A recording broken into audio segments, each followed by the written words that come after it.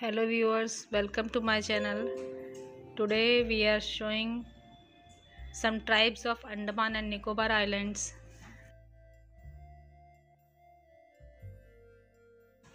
The Great Andamanese tribe's history is a testament to their resilience and determination to preserve their culture and way of life. The Great Andamanese tribe is part of Negrito ethnic group believed to have migrated to the Andaman Islands from Africa around 60,000 years ago. They were one of the indigenous groups inhabiting the islands. The Great Andamanese have since lived in relative isolation from the outside world. Their population dwindled at one point, but they preserved. With the protection of the government, they receive essential food supplies like rice, allowing them survive. The Great Andamanese primarily engage in hunting and gathering as their traditional occupation.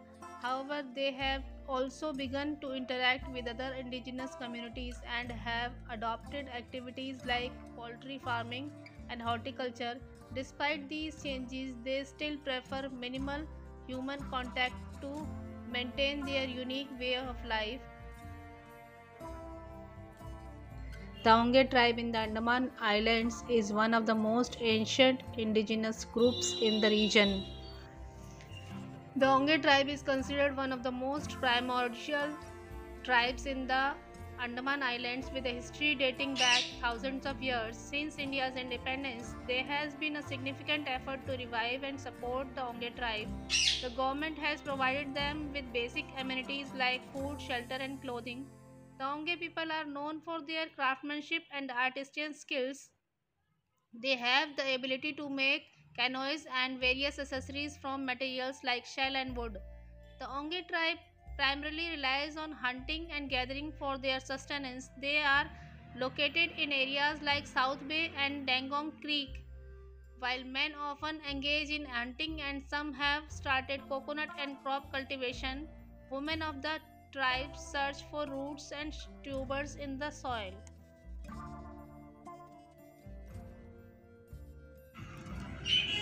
The Gerva Tribe is in the Andaman Islands has a unique and intriguing history. The Gerva Tribe was known as one of the most hostile tribes in the Andaman Islands. Their name even suggests a preference for no contact with outsiders. They are located in the southeastern part of the Andaman Islands and have strictly followed a no human contact policy until in 1980s, the Gerva tribe was feared for their hostile nature, including their use of poisonous arrows. They would often attack outsiders who ventured into their territories. The primary occupation of the Gerva tribe are gathering and hunting. They are also known for their craftsmanship, particularly in making arrows and metal tools. The Andaman government has declared entry into their areas forbidden to protect their small population of around 400 members. The main concern is safeguarding them from foreign diseases for which they have no natural immunity. The Sentinel Tribe, located on Sentinel Island in the Andaman Islands, is one of the world's most isolated and hostile indigenous groups. The Sentinelese tribe strictly follows a policy of isolation, and the Indian government has issued strict no contact instructions with them. They are among the most isolated tribes in the world. Their isolation is partly due to their geographic location on an island that is distant from other major islands. This island has helped them maintain their unique way of life. The Sentinelese are known for their extreme hostility towards outsiders. They have resisted contact with the outside world for generations and are protective of their tribe. The Sentinelese appeared to live a lifestyle resembling the Stone Age. Their primary occupation including hunting and fishing. They do not wear clothing and use jewelry made for shells for aesthetic purposes rather than modesty. Traditional fishing. They are traditional method for fishing including bow and arrow, and they fish in shallow waters.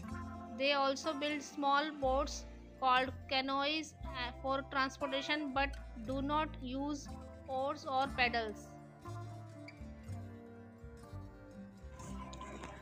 The Shampan tribe in the Great Nicobar Island has a unique cultural heritage and way of life. The Shampan tribe is believed to be the ancestors of Malayans who migrated to the established their base in the Great Nicobar Island.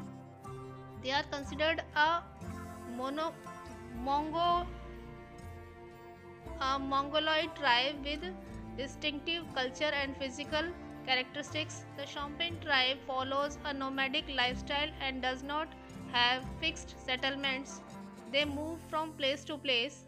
Unlike some other indigenous tribes, the Shampan tribe is not known for hostility. They are established trade relations with neighboring natives and visit villages to obtain rations and supplies. The primary occupation of the Shampan tribe is hunting and gathering. They are skilled hunters and gatherers and often rely on these activities for sustenance. The Shampan people prefer to build their own huts, typically on slopes, hills, or in valleys. They stay in these locations for a period before moving on. Despite the fertile vegetation in their surroundings, the Shampan tribe has a preference for hunting pigs and fishing for their meals. This reflects their traditional way of life. The Nicobarese tribe in the Andaman and Nicobar Islands stands out due to its relatively larger population and distinct cultural diversity. The Nicobarese are characterized into six different subgroups, each with its unique cultures, traditions, occupations, and habitats. These subgroups are easily identifiable. Their staple food includes coconut, rice, fish, and coconut are a particularly significant part of their diet and culture. The Nicobarese prefer to live in joint families known as tuhats. Love marriages are common within these tribes, reflecting their cultural practices and traditions. The Nicobarese are known for their rich cultural tradition, which includes adoring themselves with shell jewelries and celebrating life events through dancing and singing. Their primary occupation include pig farming and horticulture. They have a close connection to the sea and often prefer to live near seashores, which unfortunately made them vulnerable during events like the tsunami, resulting in significant loss of life.